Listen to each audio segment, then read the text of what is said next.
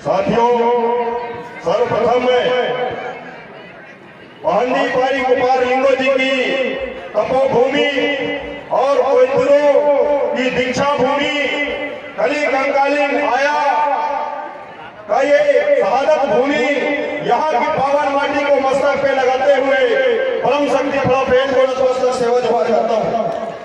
आप सभी लोग जो जनगण मन के अधिनायक हैं, इस भारत के भाग्य विधाता है, अन्नदाता है, श्रमवीर है, जिनकी मेहनत से धरती माँ भी अन्न देने के लिए मजबूर हो जाती है।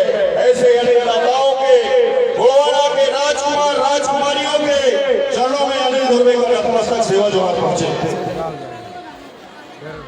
आप सभी लोग जो गोवाड़ा की आन बान शान के लिए, गोवाड़ा के मान सम्मान स्वाभिमान के लिए दिन को दिन न कहे, रात को रात न कहे, भूख को भूख न कहे, प्यास को प्यास न कहे, आप लोगों के अथक परिश्रम और सहयोग के दम पे जो गोवाड़ा का कारवा आज यहाँ तक पहुँचा है, ऐसे गोवाड़ा के सारे जवान सिपाहियों के चरणों में अनिल धुर्वे का नतमस्तक सेवा जोहार पहुंचे। मंचासीन आज के हमारे इस कार्यक्रम की अध्यक्षता कर रहे प्रेम सिंह सलाम दादा जी, आपके चरणों में अनिल धुर्वे का नतमस्तक सेवा जोहार पहुंचे। मंचासीन आज के इस कार्यक्रम के मुख्य अतिथि और गोवाड़ा समग्र विकास क्रांति आंदोलन का जो अंतिम सपना राजपाट हासिल करना है, उस गोवाड़ा गणतंत्र पार्टी के राष्ट्रीय अध्यक्ष परम सम्माननीय दादा तुलेश्वर सिंह मरकाम ने आपके चरणों में अनिल धुर्वे का नतमस्तक सेवा जोहार पहुंचे। मंचासीन आज गोवाड़ा गणतंत्र पार्टी के राष्ट्रीय महासचिव और दादा मरकाम जी के साथ कंधे से कंधे मिलाकर इस पूरे देश के अंदर गोवाड़ा की विचारधारा को फैलाने में अथक सहयोग प्रदान करने वाले हमारे इस गोवाड़ा गणतंत्र पार्टी के राष्ट्रीय महासचिव, हम जैसे युवाओं के प्रेरणा स्रोत, जिन्होंने डिप्टी कलेक्टर की नौकरी को लाभ दिया था दादा मरकाम जी के कहने से, ऐसे सम्माननीय श्याम सिंह मरकाम जी, आपके चरणों में भी अनिल धुर्वे का नतमस्तक सेवा जोहार पहुंचे। मंचासीन गोवाड़ा गणतंत्र पार्टी मध्य प्रदेश इकाई के प्रदेश अध्यक्ष परम सम्माननीय अमर सिंह फोर्ते जी, महाराष्ट्र प्रदेश के प्रदेश अध्यक्ष परम सम्माननीय हरीश भाऊ उइके जी, मंचासीन गोवाड़ा गणतंत्र पार्टी और गोवाड़ा समग्र विकास क्रांति आंदोलन के लिए कंधा से कंधा मिलाकर चलने वाले समस्त कार्यकर्ताओं पदाधिकारियों के चरणों में अनिल धुर्वे का यथा योग नतमस्तक सेवा जोहार पहुंचे। साथियों, आज के इस कार्यक्रम माघ पूर्णिमा के अवसर पे आयोजित प्लापेन महाभंगों के कार्यक्रम में आए हुए इस देश के समस्त गोल्डन जन समुदाय, आप लोगों के सामने मैं आज अपने दर्द का बखान करने के लिए इस मंच में आया हूँ। मैं मूलतः मध्य प्रदेश के अनूपपुर जिले का रहने वाला हूँ, जहाँ से नर्मदा माई का जन्म हुआ है।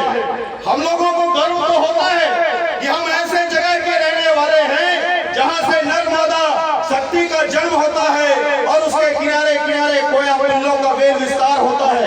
लेकिन जब हम लोग मध्य प्रदेश का जो गोंडी भाषी जिले हैं, गोंडी भाषी क्षेत्र है, महाराष्ट्र का जो गोंडी भाषी क्षेत्र है, छत्तीसगढ़ का जो गोंडी भाषी क्षेत्र है, ऐसे क्षेत्रों में जब हम जाते हैं तो लोग हमसे सवाल करते हैं कि आप गोवाड़ा गणतंत्र पार्टी युवा मोर्चा के राष्ट्रीय अध्यक्ष हो, लेकिन क्या आपको गोंडी आता है कि नहीं आता है?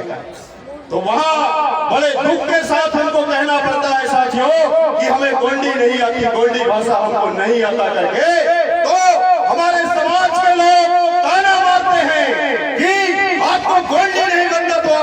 गोंड होकर के। साथियों, जो ये ताना हमको मारा जाता है, हमने भी प्रण लिया है कि हमको गोंडी नहीं बनता तो नहीं बनता, लेकिन हमारे आने वाली जो पीढ़ी है उसको गोंडी भाषा बनेगी, उसको गोंडी भाषा बनेगी। क्यों गोंडी भाषा को 8वीं अनुसूची में शामिल नहीं किया गया? ये सवाल को खड़ा करने के लिए आज इस मंच में मैं आया हूं। अभी 26 जनवरी को सुप्रीम कोर्ट का जजमेंट आया कि 8वीं अनुसूची में शामिल 22 भाषाओं में, जो 8वीं अनुसूची में 22 भाषा शामिल है, उन 22 भाषाओं में सुप्रीम कोर्ट का जो जजमेंट है वो अनुवाद करके दिया जाएगा। और बड़े दुर्भाग्य की बात है कि मध्य गोंड वालों में सबसे ज्यादा बोले जाने वाली गोंडी भाषा 8वीं अनुसूची में शामिल है। दुर्भाग्य की बात है कि नहीं है, बताइए। अरे बोलते हैं कि नालायक बेटे के बाप को मान सम्मान नहीं मिलता। हमारी भाषा जो हमारी माँ है उसे अगर मान सम्मान नहीं मिला तो हम लोग नालायक बेटे हैं कि नहीं, बताइए। नालायक बेटे है ना, तो लायक बनना पड़ेगा कि नहीं बनना पड़ेगा? 1 नवंबर सन 1956 में जब भाषावार प्रांतों का गठन होता है, मराठी बोलने वालों को महाराष्ट्र दे दिए, कन्नड़ बोलने वाले को कर्नाटक मिल गया, उड़िया बोलने वाले को उड़ीसा मिल गया, तमिल बोलने वाले को तमिलनाडु मिल गया, कन्नड़ बोलने वालों को कर्नाटक मिल गया, मलयालम बोलने वालों को आपका केरला मिल गया, पंजाबी बोलने वाले को पंजाब मिल गया, गुजराती बोलने वाले को गुजरात मिल गया, लेकिन गोंडी भाषा बोलने वालों को गोंडवाना प्रदेश क्यों नहीं मिला? ये सवाल अपने मन मस्तिष्क में हमको बैठाना पड़ेगा। साथियों, देश की आजादी की लड़ाई में अगर इस मध्य भारत के अंदर सबसे ज्यादा त्याग तपस्या और बलिदान किसी ने किया है तो गोंडवाना के मूल भी जो ने किया है। कल भी हम आए थे अपने जंगल जमीन के लिए, और देश की आजादी की लड़ाई के बाद में जो हमारा गोंडवाना राज्य था, हमको गोंडवाना राज्य नहीं मिला। अनेकों प्रांतों में गोंडवाना का जो मूल बीज है उसको बांट के रख दिया गया, और आज भी गोंडवाना का जो मूल समुदाय है, गोंडवाना का जो मूल निवासी तबका है, वो जंगल जमीन की लड़ाई के लिए आज भी लड़ रहा है। इस बात को हमको अपने दिमाग में बैठाना होगा। साथियों, जंगल का राजा कौन होता है? शेर होता है। शेर जब चलता है तो एक निश्चित दूरी में जाने के बाद में वो चुपचाप बैठता है और पलट के देखता है, जिसे हिंदी साहित्य में सिंहावलोकन बोला जाता है। यानी आपने अभी तक जो किया उसका एक बार अवलोकन होना चाहिए। तो हम लोगों को भी देश की आजादी के बाद से लेकर जो गोंडवाना का मूल निवासी समुदाय है, गोंडी भाषा, जब भाषावार प्रांतों का गठन हुआ तो गोंडवाना प्रदेश क्यों नहीं मिला? किसकी साजिश रही उस समय, और उस साजिश से लड़ने वाला वो शख्सियत कौन था?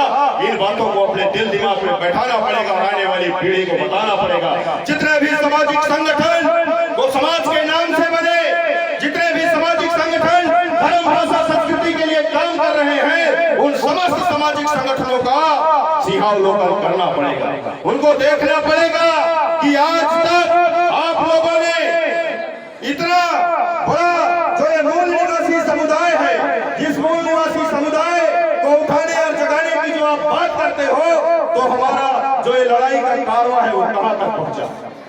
क्या हम गलत दिशा में भाग रहे हैं? जिस तरीके से जो कोल्हू का बैल होता है ना, वो वहीं पे चलता है लेकिन पहुंचता कहीं नहीं। कोल्हू का जो बैल होता है वो वहीं पे चलता है लेकिन पहुंचता कहीं नहीं है। इसलिए जो हमारा लक्ष्य है, लक्ष्य को हमको फोकस करना पड़ेगा। साथियों, गोंडवाना गणतंत्र पार्टी ने निर्णय लिया है कि 18 फरवरी को महाशिवरात्रि का पावन पर्व भी है, और 18 फरवरी को ही 12 बरस रियासत के राजा लाल शाह श्याम जी का पुण्यतिथि भी है। गोंडवाना राज्य के बारे में सबसे पहले बात करने वाला गोंडवाना का बेटा राजा लाल शाह श्याम जी थे, जिनको जब गोंडवाना प्रदेश नहीं मिला तो सांसद के पद को लात मार के वो आ गए थे। साथियों, हमारी जो आने वाली पीढ़ी है, इस पीढ़ी को बताना पड़ेगा कि जो गोंडवाना का कारवा है, जो गोंडवाना का आंदोलन है, जो गोंडवाना राज्य का सपना है, ये सपना मात्र गोंडवाना गणतंत्र पार्टी का सपना नहीं है। ये सपना मात्र गोंडवाना गणतंत्र पार्टी भर का सपना नहीं है। यही बगल में तेलंगाना जोड़े घाटी से कुमराम भीम ने नारा दिया था, माओ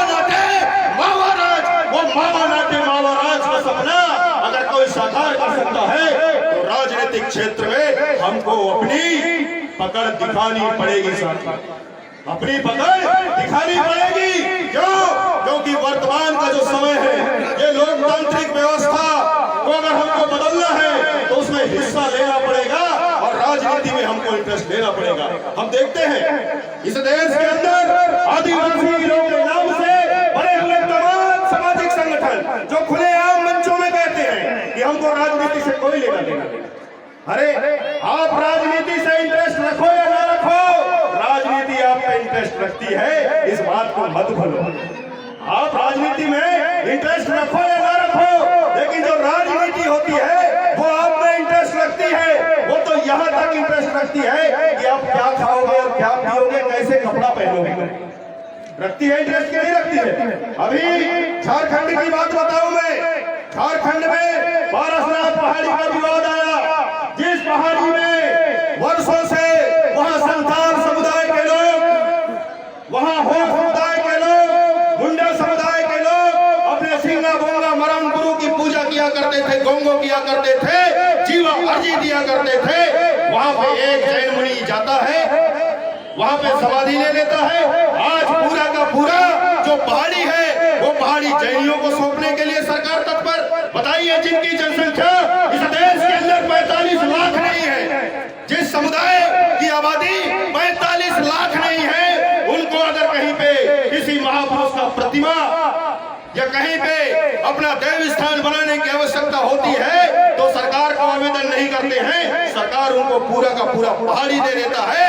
लेकिन गोंडवाना समुदाय के लोग जब अपने गांव में, क्षेत्रों में, जिला, तालुका, ब्लॉकों में शंकर साहब, रघुनाथ साहब का, रानी दुर्गावती का, बाबू राम सेठ बाके जी का, वीर नारायण सोना खान जैसे, वीर गुंडा धूर जैसे, बिरसा मुंडा, तिलका माझी, सिद्धू कानू, चांद भैरव, झानो बानो जैसे देश की आजादी की लड़ाई में जिन्हें अपना सर्वस्व दे दिया, उनकी प्रतिमा बनवाने के लिए आवेदन किया जाता है तो सरकार उनको आवेदन तक की प्रतिमा बनाने के लिए नहीं देती। तो साथियों, आज चिंतन करने का समय है। मैं 14 अप्रैल को लिंगो पेन करसाड़ के कार्यक्रम में सेमरगांव वलकनार गया था, 14 अप्रैल को पहुंचा था। हम लोगों की बैठक हुई तो बहुत सारे लोग बोले कि आदिवासी समाज को अगर कोई बचा सकता है तो संविधान बचा सकता है, संविधान के अलावा कोई नहीं बचा सकता। उस समय मेरा उन लोगों से जो चर्चा परिचर्चा रहा तो मैंने कहा था वहां पे भी, और आज भी मैं कहता हूं कि गोंडवाना के मूल निवासी समुदाय को अगर कोई बचा सकता है तो उसकी संस्कृति बचा सकती है, उसकी संस्कृति के अलावा उसको संविधान नहीं बचा सकता। क्योंकि संविधान में तो आए दिन बदलाव होते जा रहे हैं, संविधान में आए दिन बदलाव होते जा रहे हैं। तो गोंडवाना का जो मूल निवासी समुदाय है, इस समुदाय को अगर कोई बचा सकता है तो संस्कृति बचा सकती है। यानी संस्कृति को जो हम बचाने का काम कर रहे हैं तो वास्तव में संस्कृति को नहीं, हम अपने आप को बचाने का काम कर रहे हैं, हमारे आने वाली पीढ़ी को बचाने का काम कर रहे हैं। साथियों, पेड़वासी दादा हीरा सिंह मरकाम जी कहा करते थे कि कोई भी समाज तब तक हारा हुआ नहीं माना जा सकता जब तक कि उसकी संस्कृति जीवित है, और गोंडवाना की संस्कृति जीवित है, इसलिए गोंडवाना को दुनिया की कोई ताकत नहीं हरा सकती। ये दादा मरकाम जी के कथन थे। आज हम देखते हैं दादा मरकाम जी का पेड़वास हो गया। बहुत लोग कहते हैं कि दादा दूर चले गए हमसे, हमको तो ऐसा एहसास ही नहीं होगा।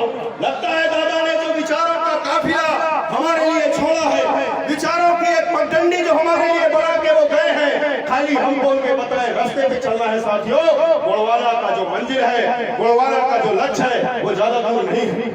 मैं जाते जाते, क्योंकि मुझे मालूम है कि वक्ता बहुत सारे हैं यहाँ, और मंच में जो है वक्ता भी बहुत सारे हैं, और हमारे सांस्कृतिक कलाकार भी बहुत सारे हैं, तो सबको मौका मिलना चाहिए। तो जाते जाते मैं आप लोगों से कहना चाहूंगा कि करो तो कुछ ऐसा काम करो, करो तो कुछ ऐसा काम करो कि कलम इतिहास लिखने पर मजबूर हो जाए। करो तो कुछ ऐसा काम करो कि कलम इतिहास लिखने पर मजबूर हो जाए। और गोंडवाना के लोगों, ज्यादा कुछ करने की जरूरत नहीं है, बस दादा हीरा और मोती के बताए रास्ते पर चल दो, ताकि गाड़ गोंड गोंडी गोटू गायता और गोंडवाना सारे जहां में मशहूर हो जाए, सारे जहां में मशहूर हो जाए। साथियों, इस मंच के माध्यम से क्योंकि एक साल बाद पुनः यहाँ पर हम लोगों की मुलाकात होगी, क्योंकि मैं करीब 20-22 साल पहले से यहाँ इस कार्यक्रम में आ रहा हूँ और यहाँ पे आने का हमारा मेन मकसद रहता है जो शहादत कली कंकालीन का हुआ, हीरा सूता पाटीकर का जो शहादत हुआ, किस तरीके से लिंगों ने 33 करोड़ बच्चों को दीक्षा दिया था, वो हमारे अंतस में, हमारे हृदय में फिर से स्थान ग्रहण करे और ये कचारगढ़ की जो शक्ति है, हमको हमारा जो लक्ष्य है, जिस लक्ष्य की प्राप्ति से गोंडवाना के मूल निवासी समुदाय का उत्थान संभव है, वो लक्ष्य से हमारी नजरें न हटे। और दूसरी चीज, हम ये प्रार्थना करने के लिए यहाँ पे आते हैं कि हे बहंदी पारी कुपार लिंगो, हे कली कंकाली नाया, हे जम्बो रायतार भाई, इतनी शक्ति और इतनी ताकत हमको दो कि गोंडवाना राज्य का सपना हम लोग साकार कर सके, महाराष्ट्र में भी विदर्भ गोंडवाना राज्य बना सके, ऐसी शक्ति और ऐसी ताकत हमको दो और हमारे अंदर कभी भी अहम पैदा न हो, हमारे अंदर कभी भी घमंड पैदा न हो। क्योंकि हम देखते हैं आज का जो युवा वर्ग है, ये सिद्ध होने से पहले प्रसिद्ध होने के लोभ में गलत रास्ते पे चल पड़ता है, ये सिद्ध होने से पहले प्रसिद्ध होने के लोभ में गलत रास्ते पे चल पड़ता है और बाद में फिर कुटा पिटा के गोंडवाना के पास भी आता है। बहुत पहले दादा मरकाम जी ने कहा था कि कब तक छुपे रहोगे सूखे पत्ते की आड़ में, अरे कब तक छुपे रहोगे सूखे पत्ते की आड़ में और एक दिन बिक जाओगे दुनिया के बाजार में। कब तक छुपे रहोगे सूखे पत्ते की आड़ में और एक दिन बिक जाओगे दुनिया की बाजार में, तब तो आना ही पड़ेगा गोंडवाना की दरबार में। तो साथियों, लेट न हो, लेट न हो, आइए मिलकर सजाते हैं, बनाते हैं गोंडवाना को हमारे पुरखों का जो सपना रहा, जो सपना वीर नारायण सोना खान का था, जो सपना वीर नारायण सोना खान ने देखा, अंग्रेजों ने उनको खुले पेड़ में फांसी दिया, 10 दिन तक उनकी लाश पेड़ पे झूल की रही, चील और कौवे उसके मांस को नोच के खाए। वो वीर नारायण का जो सपना रहा, जो सपना शंकर साहब रघुनाथ साहब ने देखा, हंसते हंसते तोप के मुंह में बंद के उड़ गए, उनके शरीर के चीथड़े हो गए, उनके शरीर के चीथड़े तो हुए, लेकिन जो गोंडवाना राज की आग उनने जलाई थी, वो आग निश्चित ही आने वाले समय में 16 बन के उभरेगा, ऐसा मेरा उम्मीद है। साथियों, जाते जाते मैं सिर्फ इतना कहना चाहूंगा कि वक्त कम है, वक्त कम है, जितना दम है लगा दो, वक्त कम है, जितना दम है लगा दो, कुछ को मैं जगाता हूं, कुछ को आप लोग जगा दो और गोंडवाना की सरकार और गोंडवाना की विचारधारा की सरकार और गोंडवाना राज का जो सपना है, उस सपने को हम लोग साकार कर सके। इसी आस और विश्वास के साथ आप लोगों ने बड़े ध्यान से ही मेरे विचारों को सुना, उसके लिए मैं आभारी हूं और आप लोगों से प्रार्थना करना चाहूंगा कि आप लोगों के चरणों का धूल इसी तरीके से गोंडवाना के मंच में पड़ता रहे, हमारे माथे पे आप लोगों के चरणों का धूल पड़ता रहे। निश्चित ही आप हम सब मिलकर एक सुंदर शोषण मुक्त, रोजगार युक्त, भय मुक्त जो दादा मरकाम का देखा हुआ सपना है, उस राज्य की संकल्पना को पूरा कर सके। इसी आस और विश्वास के साथ पुनः आप लोगों के श्री चरणों में अनिल होने का नतमस्तक सेवा जोहार पहुंचे। जय जय फड़ापे।